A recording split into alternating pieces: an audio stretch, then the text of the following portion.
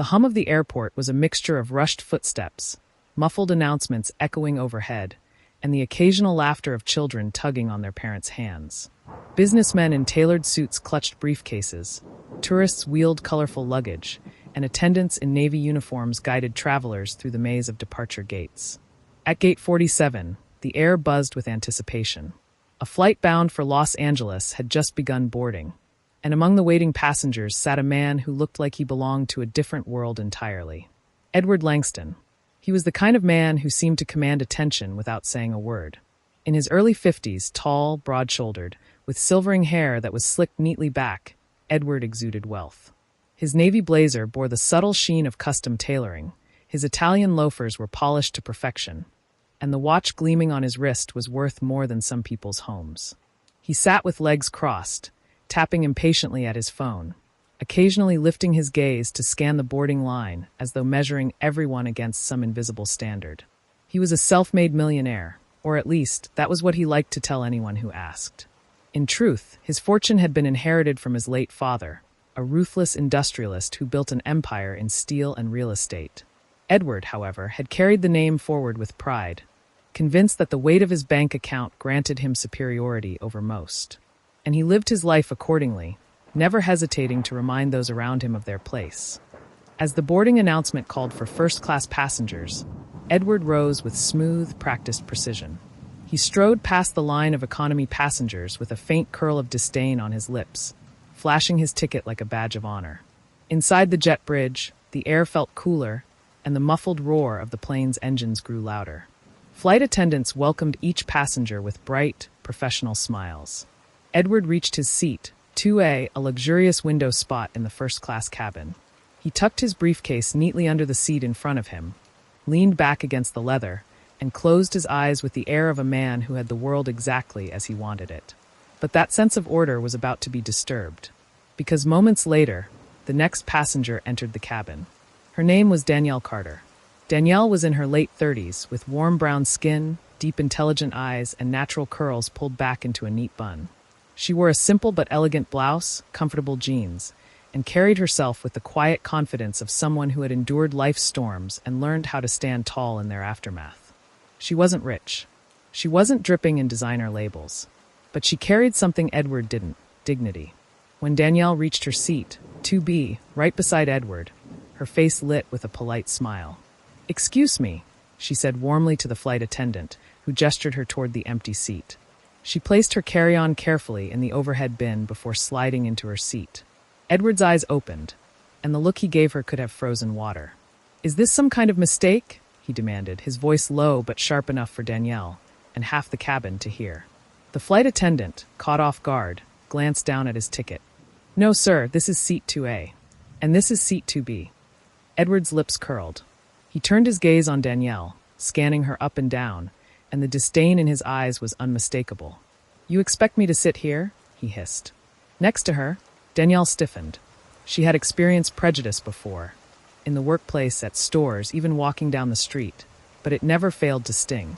The flight attendant shifted uncomfortably. "Sir, these are the assigned seats. If you'd like, I can check if—" "I don't want to check," Edward snapped. "I want this corrected. I paid for first class. I didn't pay to be crammed beside."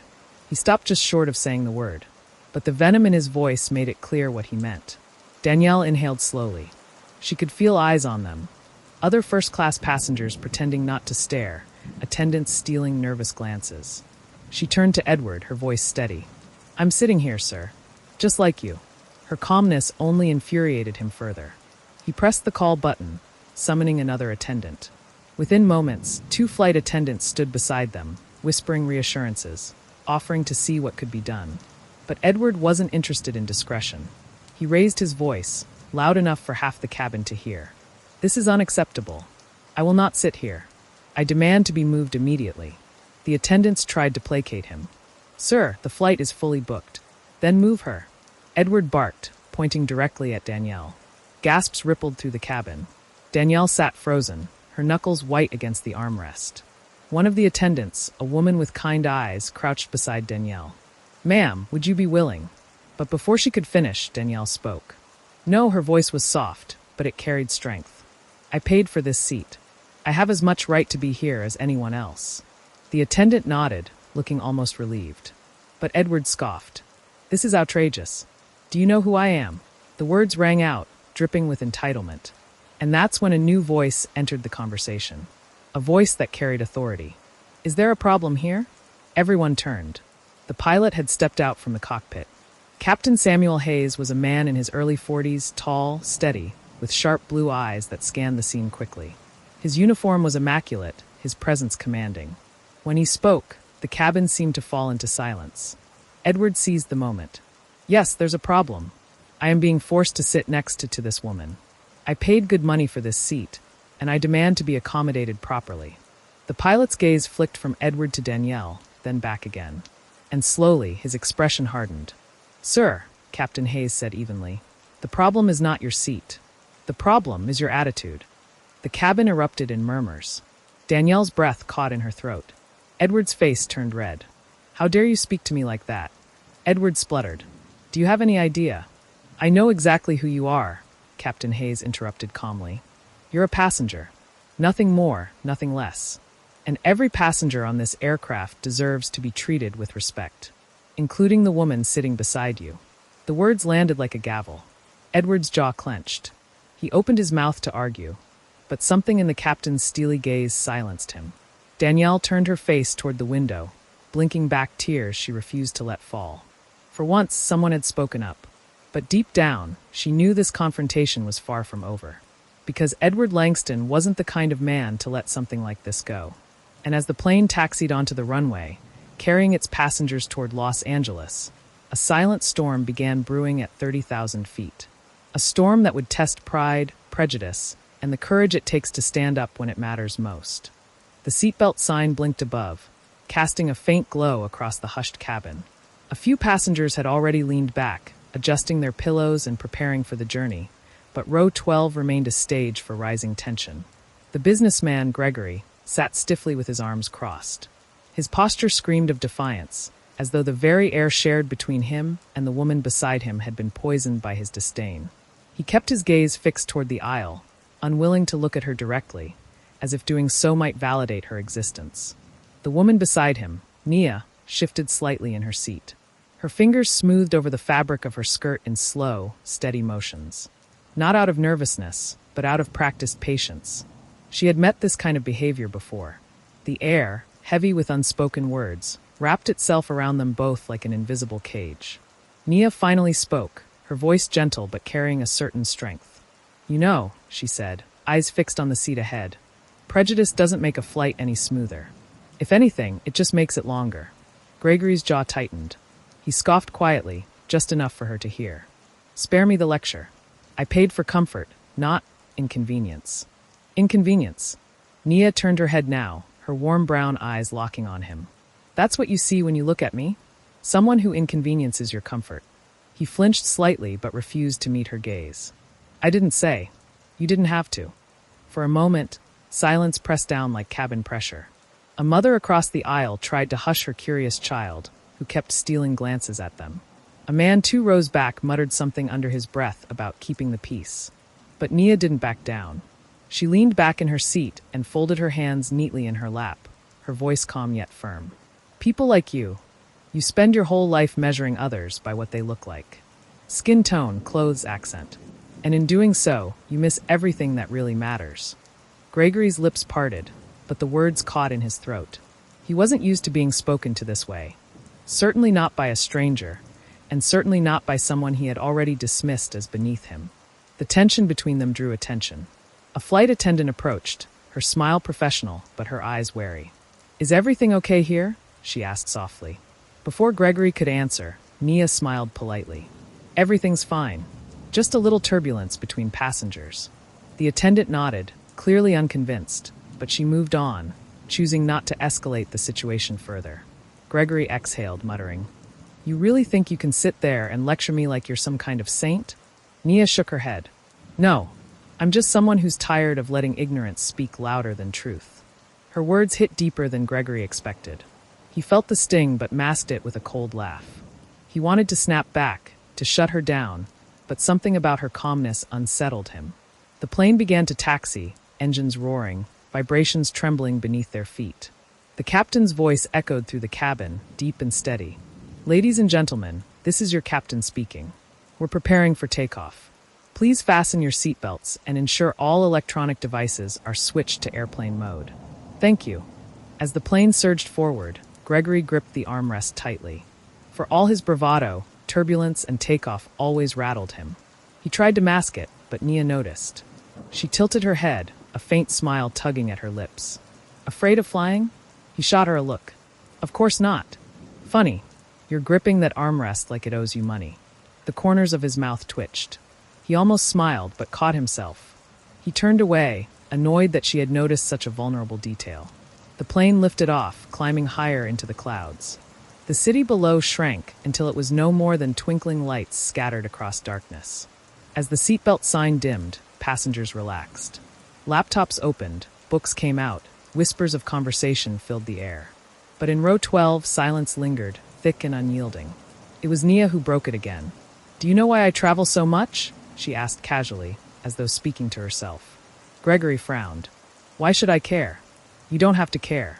But since you're stuck next to me for the next 5 hours, you might as well listen." He rolled his eyes but said nothing, silently granting her permission. "I travel because I run programs," Nia said, her voice steady. "Programs that help underprivileged kids find opportunities.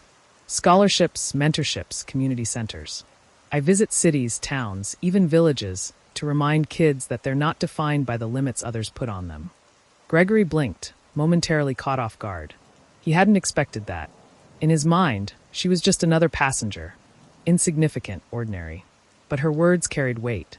"You do all that?" he asked cautiously. "Yes," she replied simply. "Because when I was young, I needed someone to believe in me too. And there weren't many who did." The confession hung in the air, pulling at something deep inside Gregory. He shifted uncomfortably in his seat, unsure why he suddenly cared. He tried to brush it off. "That's noble, I guess. But don't expect everyone to applaud you for it." Nia chuckled softly. "I don't do it for applause. I do it because it matters."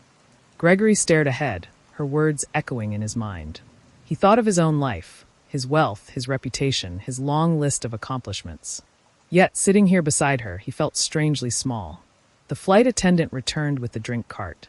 "Something to drink?" she asked brightly. Gregory ordered his usual, scotch on the rocks. Nia asked for water. As the attendant handed their drinks, a sudden jolt shook the plane. A patch of turbulence rippled through the cabin, sending a few gasps into the air. Gregory's scotch sloshed, spilling a few drops onto his shirt. "Damn it," he muttered, dabbing at the stain with a napkin. Nia, calm as ever, sipped her water. "You really should try water sometime. Less risky." He glared at her, but she only smiled, her tone light yet unshaken. For the next hour, their conversation wove between silence and reluctant exchanges. Gregory remained defensive, but Nia's calm persistence chipped away at his walls. She didn't argue to win. She spoke to be heard. And that subtle difference made her words harder to dismiss. At one point, she asked him about his work. He puffed his chest slightly, as though reminded of who he was. "I run investment firms," he said. "I manage money, make deals, build networks. I create wealth." "And yet," Nia replied gently, "you seem poorer in peace than most people I know." The words struck him like turbulence he hadn't braced for. He wanted to snap back, to defend himself, but the truth in her observation silenced him. The hours stretched on. The hum of the engines filled the space between them. Slowly, Gregory found himself glancing at Nia, not with disdain, but with curiosity. Who was this woman who dared to confront him, yet carried herself with such grace? As the cabin lights dimmed for the night portion of the flight, Gregory leaned back, pretending to rest. But his mind stayed restless, circling the same thought. Maybe, just maybe, he had been wrong.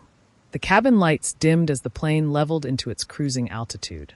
Flight attendants quietly rolled carts down the aisle, the sound of ice clinking against plastic cups filling the silence. For most passengers, the chaos of takeoff had faded into the lull of a long flight. But in row 14, the storm hadn't passed. Evelyn sat pressed against the window, her notebook balanced on her lap. She tried to focus on her thoughts, but her mind wouldn't stay still. The humiliation of Thomas's earlier words still lingered like a bruise. "I won't sit next to her." The man who had moved to accommodate Thomas's arrogance kept throwing her sympathetic glances from across the aisle. He had given up his comfort. Also, a stranger wouldn't have to confront his prejudice. Evelyn wanted to thank him again, but her pride kept her silent. Meanwhile, Thomas sat in the aisle seat, his designer watch glinting under the cabin lights as he scrolled through his tablet. His posture screamed victory, as if he had already forgotten the ugliness of his actions. To him, this was just another ordinary day of getting what he wanted. But Evelyn wasn't the only one who hadn't moved on. A little boy, maybe 7 years old, sat across the aisle with his mother. He had been watching the exchange since boarding. His small, curious eyes had seen the tension, the disdain in Thomas's voice, and the quiet dignity in Evelyn's silence. "Mom," the boy whispered, tugging at her sleeve. Why didn't he want to sit next to her? His mother hushed him gently, but the boy's question hung in the air like a weight no one wanted to touch. Evelyn overheard it. Her chest tightened. That child was too young to already be witnessing the harshness of prejudice. The boy's mother leaned close and said, "Sometimes people make choices that aren't fair, but it doesn't mean they're right." Her voice was soft, but it carried far enough for Evelyn to hear. She smiled faintly at the woman, grateful for her small attempt to shield her son from a cruel truth. Thomas, however, didn't seem to care. He ordered a sparkling water from the flight attendant with the same tone of entitlement he had used earlier, never once acknowledging the discomfort he had caused. Hours passed. The hum of the engines filled the cabin, and many passengers dozed off. Evelyn tried to distract herself by writing in her notebook, her pen gliding over the paper as she poured her thoughts into words. But Thomas suddenly spoke, his voice cutting through the quiet. "You know," he said without looking at her, "if you don't like how people treat you, maybe you should try harder to fit in." Evelyn froze. She turned slowly toward him, her eyes narrowing. "Excuse me?"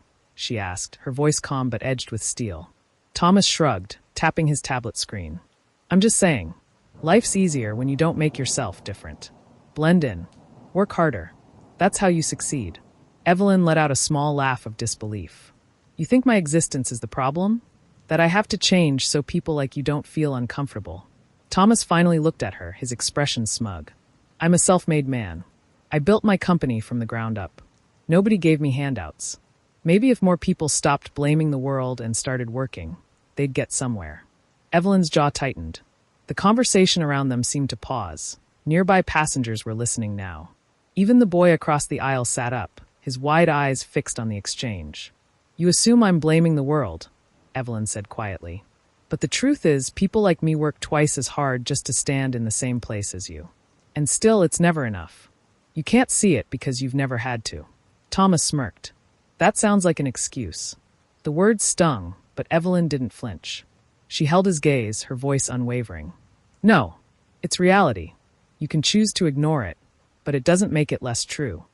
The boy's mother shifted in her seat, visibly upset by Thomas's arrogance. She opened her mouth as if to speak, but Evelyn placed a hand over her notebook, silently signaling that she had it under control. The air in row 14 grew heavier, thick with tension. Hours later, turbulence rattled the plane. Passengers gasped as the cabin shook, overhead bins rattling. Evelyn gripped her armrest, steadying herself, while Thomas cursed under his breath. The flight attendants calmly reassured everyone, but the moment had stripped away Thomas's veneer of control. He looked less like a man of power and more like someone grasping at certainty. Evelyn noticed. "You see," she murmured, almost to herself, "in the sky, money doesn't mean much. We're all just passengers, hoping to land safely." Thomas glared at her, but he had no witty reply. The turbulence subsided, leaving him unsettled, his arrogance cracking at the edges. When the plane finally touched down hours later, the passengers clapped with relief. The boy across the aisle leaned toward Evelyn. "Miss," he asked softly, "you were really brave." Evelyn's heart swelled. She smiled warmly. "Thank you, sweetheart." But Thomas overheard. His jaw tightened at the child's words, as if being reminded of his own cowardice stung deeper than any argument. As the passengers disembarked, Thomas was among the first to hurry off, eager to escape the weight of his own reflection. But fate wasn't finished with him yet, because just beyond the gate, waiting with quiet authority, stood the pilot. He had exited the cockpit after everyone else, and now he blocked Thomas's path.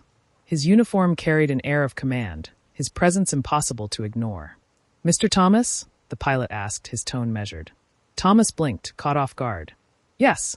The pilot's eyes swept over him, then shifted briefly to Evelyn, who was approaching from behind. "I couldn't help but hear what happened on board. Do you mind stepping aside for a moment?" The terminal went quiet. Passengers slowed their steps, curious. Evelyn's breath caught. This was the moment, the one no one expected. The man who thought he owned the skies was about to face someone who truly commanded them. And for the first time that day, Thomas's confident mask began to slip. The plane cruised steadily above the Atlantic, its engines humming like a lullaby for some and like a droning reminder for others. Inside, the cabin was split between quiet unease and whispered chatter. News had already begun to spread among passengers. Not just of the earlier altercation between Charles, the wealthy businessman, and Maya, the black woman he had refused to sit beside, but also of the strange shift in tone that followed. The pilot's intervention had sent ripples through the cabin. For many, it was a relief. For others, especially those used to looking the other way, it was a jolt. Something about Captain Hayes, his calm authority, his reminder that every passenger deserved respect, seemed to linger in the air. But Charles wasn't finished. He sat upright, arms crossed, as if the reclined seat would somehow betray his guard. His jaw was locked, his eyes fixed ahead. But inside, his thoughts rattled like loose coins in a jar. How dare they humiliate me? He thought. In front of everyone. I built myself from nothing, clawed my way up. And now, I'm painted as some villain? The irony, of course, was lost on him. For all his complaints about being humiliated, he had no problem degrading others. But deep down, a crack had formed. The image of Maya, sitting with her quiet dignity while he raged, wouldn't leave him. Maya herself leaned back in her seat now, not triumphant, not smug, but contemplative. She had long since learned that people like Charles weren't rare. But something about this confrontation felt different. Maybe it was because of the pilot's choice to step in. Maybe it was because, for once, the silence of bystanders had been broken. The cabin lights dimmed as the flight attendants prepared for meal service. The clinking of cutlery and the faint aroma of heated trays filled the air. Conversations bubbled again, lighter now, though a few eyes still darted toward Charles, toward Maya, toward the invisible tension lines stretched between them. A little girl, maybe 6, with curly hair and wide, innocent eyes, tugged at her mother's sleeve across the aisle. "Mommy," she whispered, "why was that man so mean to the lady?"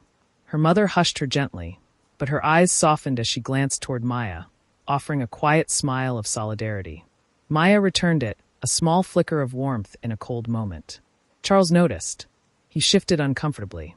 Something about the child's words gnawed at him. He pushed the thought away. Children don't understand the world. They don't know how things work. They don't know about class, status, appearances. But another voice inside him, quieter, asked, "Or maybe they understand it better than you do." The meal service came and went. Trays clattered, passengers settled. Soon, the cabin dimmed further for nighttime flight. Stars twinkled faintly beyond the windows. It was in this quiet, almost holy stillness that turbulence struck. The plane jolted. Drinks sloshed. A few startled cries echoed before the intercom chimed with the captain's calm voice. "Ladies and gentlemen, we're experiencing a pocket of rough air. Please remain seated with your seatbelts fastened. There's no cause for concern. No cause for concern." Easy to say when you were the one flying the plane. For the passengers, though, every shake felt like a test. And for Charles, it was more than that. His heart pounded, sweat beading on his forehead. He gripped the armrests tightly, his breath shallow. Maya noticed. She could have looked away. She could have smirked, or ignored him, or remembered the sting of his earlier words and let him suffer. But instead, she leaned slightly, her voice low but steady. "Breathe slowly. In through your nose, out through your mouth. Don't fight the plane. Just let it carry you." Charles turned, eyes wide. "I don't need your help," he hissed. But Maya didn't respond with anger. She simply demonstrated, her own breaths calm, steady. A few moments later, without even realizing it, Charles found himself mirroring her. His shoulders eased slightly. His pulse steadied. The turbulence passed. The plane leveled. A collective sigh filled the cabin, passengers relaxing back into their seats. Charles said nothing. But for the first time since they'd boarded, he didn't look at Maya with disdain. He looked at her with something else. Something harder to name. The night stretched on. Hours passed. Some passengers dozed. Others watched movies, read books, whispered in low voices. Charles didn't sleep. His mind was a battlefield. Images of his childhood crept in. His father, sharp-tongued and colder than winter, drilling into him that weakness was unacceptable, that success was the only shield against humiliation. He remembered the cramped house, the sneers of neighbors, the shame of being seen as poor. He remembered vowing he would rise above it, that one day no one would dare look down on him. And here he was, decades later, a self-made millionaire, yet trapped in the same endless cycle of proving himself by diminishing others. Meanwhile, Maya closed her eyes and drifted into a half-sleep, her head tilting toward the window. Her dreams weren't of confrontation, but of her daughter back home, waiting with a handmade sign that said, "Welcome back, Mommy." She had taken this flight not for leisure, not for indulgence, but because her work, as a social worker, advocating for children in foster care, had taken her to a conference across the ocean. Every moment, every word, every battle she fought was for something greater than herself. Morning light eventually broke through the windows, painting the cabin in soft gold. The captain's voice returned, cheerful this time. "Ladies and gentlemen, we've just received word of favorable winds. We'll be arriving slightly ahead of schedule. Please prepare for landing within the next hour." Relief washed over the cabin.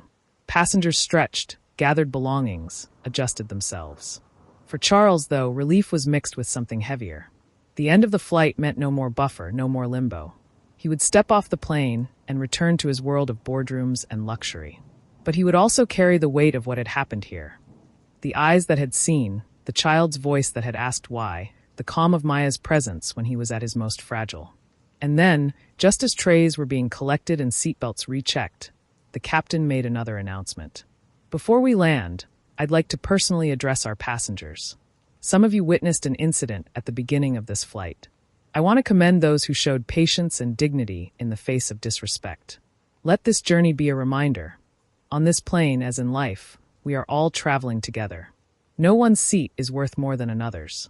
We land as equals." Silence followed, then a soft murmur of approval, then a smattering of applause that grew into steady clapping. Maya smiled faintly, not for herself, but for the message, for the possibility that even one person might carry it beyond the cabin. Charles sat frozen, the applause echoing in his ears. For the first time in a long while, he felt small. Not insignificant, but small in the way a man feels when he realizes the world is bigger than his ego. The wheels touched down. The plane taxied. The journey was over. Or maybe for Charles, it was just beginning. The moment the pilot stepped out of the cockpit, the cabin fell into silence. James sat rigid in his seat, his arms folded, jaw clenched as if bracing himself for judgment. Beside him, Alicia's calm presence radiated. She sat upright, hands folded, eyes steady, a woman who had endured so much prejudice in her life that one more test could hardly break her spirit. The pilot, Captain Reynolds, a man with salt and pepper hair and eyes that carried decades of responsibility, scanned the aisle. He had heard whispers, complaints, fragments of what had unfolded. But now, standing before them, he had to address it with authority and compassion. "Ladies and gentlemen," he began, voice deep but controlled, "I've been made aware of a situation involving comments and actions that don't reflect the values of this airline. We are all human beings, deserving of dignity and respect. There is no seat here higher or lower than another." Every passenger's gaze swung toward James. Some glared with anger, others looked away uncomfortably, unwilling to confront their own complicity in silence. A child's curious eyes peered over the top of a seat, innocence trying to make sense of grown-up cruelty. James swallowed hard. His face burned. For once, words didn't come easily. The pilot shifted his eyes toward Alicia. "Ma'am, I want to thank you for your patience. No passenger should have to endure disrespect on my flight. You carry yourself with strength. And for that, you have my respect." Alicia inclined her head slightly. "Thank you, Captain." Her voice was measured, calm. So calm that it made James feel smaller with each syllable. The flight attendants nodded in agreement. And from the back of the plane, a few passengers began to clap softly. The sound grew, hesitant at first, then swelling into a rhythm of approval. James felt his stomach twist. Applause. But not for him. Never for him. He was used to commanding rooms, board meetings, charity galas. His wealth and status had always bought him praise. But now, sitting in row 14 of a crowded plane, he was stripped of every layer of privilege. And what lay underneath was raw, uncomfortable truth. The clapping subsided, replaced by the hum of the engines. The captain cleared his throat. "I trust there won't be any further incidents. We have a long flight ahead. Let's make it one of mutual respect." With that, he returned to the cockpit, leaving the cabin heavy with unspoken thoughts. Alicia turned her gaze out the window, clouds drifting past like soft reminders of how small human pride really is. James sat in silence, his hands trembling slightly. He couldn't remember the last time he had been this unsettled. The flight dragged on. Hours passed. Meals were served. Children dozed off against their parents' shoulders. Somewhere in the distance, laughter broke out over a movie playing on a passenger's screen. Life continued, indifferent to James's inner storm. But inside, something was shifting. He found himself glancing at Alicia when he thought she wasn't looking, at the way she carried herself, the way her eyes didn't harden even after humiliation, the way she radiated a quiet resilience he couldn't comprehend. When the flight attendant came by offering drinks, James hesitated. Then, surprising even himself, he said softly, "Could I get one for her as well?" Alicia looked up, puzzled. "That's not necessary," she said, her voice polite but distant. James forced a small nod. "I insist." The attendant placed 2 glasses of water on the tray table. James pushed one toward her. It wasn't an apology. Not yet, but it was the closest thing he knew. Night fell outside the windows. The cabin lights dimmed, and passengers drifted into sleep. James couldn't. His mind replayed everything, the refusal, the stares, the humiliation delivered not by Alicia, but by his own actions exposed in front of strangers. He thought of his childhood, of his father's sharp words about who was acceptable company. He thought of his early business days, when his wealth had shielded him from real accountability. And he thought of how, even with millions in the bank, he had never felt this poor. Finally, unable to contain it, he whispered, "I was wrong." Alicia blinked, turning her head slightly toward him. The dim light traced her features, soft yet strong. "What did you say?" she asked gently. James's throat tightened. "I was wrong," he repeated. "About everything." There was a pause. A long, heavy pause filled with the hum of engines and the distant snores of strangers. Then Alicia spoke. "Change doesn't begin with words whispered in the dark, Mr. Harrington. It begins with actions in the light." James closed his eyes, her words striking deep. He knew she was right. He knew the journey ahead would demand more than whispered confessions. The plane touched down in New York, just as dawn painted the sky with streaks of gold and pink. Passengers stirred, collecting their belongings, stretching tired limbs. As they disembarked, James hesitated. He wanted to say more, to ask for forgiveness, to prove he wasn't the sum of his prejudice. But when he turned, Alicia was already walking away, her stride steady, her head held high. She didn't look back. James stood frozen in the aisle as passengers filed past him. For once, no one cared about the millionaire left behind. Weeks passed. James couldn't shake the memory of that flight. It haunted him in boardrooms, at dinner parties, even in the quiet of his penthouse overlooking the city. He had wealth, power, influence, but none of it could silence the echo of his shame. Then came an invitation. A gala at the city's cultural center, a charity event supporting underprivileged youth in the arts. James had been invited as a donor, one of many wealthy patrons expected to parade their generosity. He arrived in a tailored suit, the kind that had always made him feel untouchable. But that night, it felt like armor cracking at the seams. As he mingled with the crowd, shaking hands and offering practiced smiles, his eyes froze on a familiar figure across the room. Alicia. She stood at the center of a group of children, their faces alight with joy as she spoke to them. She wore a simple but elegant dress, her presence commanding without effort. James's heart pounded. He hadn't expected to see her again. Yet here she was, not as a stranger on a plane, but as a leader, a voice, a beacon for those society too often overlooked. Before he could think, his feet carried him across the room. "Alicia," he said softly, almost reverently. She turned, recognition flickering in her eyes. There was no malice, no bitterness. Only a quiet acknowledgement. "Mr. Harrington," she said calmly. James swallowed hard. "I owe you more than an apology. I owe you change. Real change." Alicia studied him for a long moment. Then she gestured to the children. "Then start here. Not with me. With them. Use what you have not to elevate yourself, but to lift others." James's throat tightened. He nodded slowly. "I will." For the first time in years, his words weren't a promise to others. They were a vow to himself. That night marked the beginning of transformation. James poured resources into scholarships, mentorship programs, community projects. Not for headlines. Not for prestige. But because Alicia's words had broken something open inside him. And though their paths crossed only occasionally after that night, he carried her lesson everywhere. Change doesn't begin with words whispered in the dark. It begins with actions in the light. Months later, on another flight, James settled into a seat beside a young black woman clutching a notebook. He smiled warmly. "First time flying?" he asked kindly. She nodded nervously. Without hesitation, James leaned over, his voice gentle. "Don't worry. You'll be fine. And if you need anything, I'll be right here." She smiled back, gratitude shining in her eyes. And somewhere, in the quiet of his heart, James knew this was the redemption he had been searching for. Not perfection, not erasing the past, but choosing moment by moment to live in the light.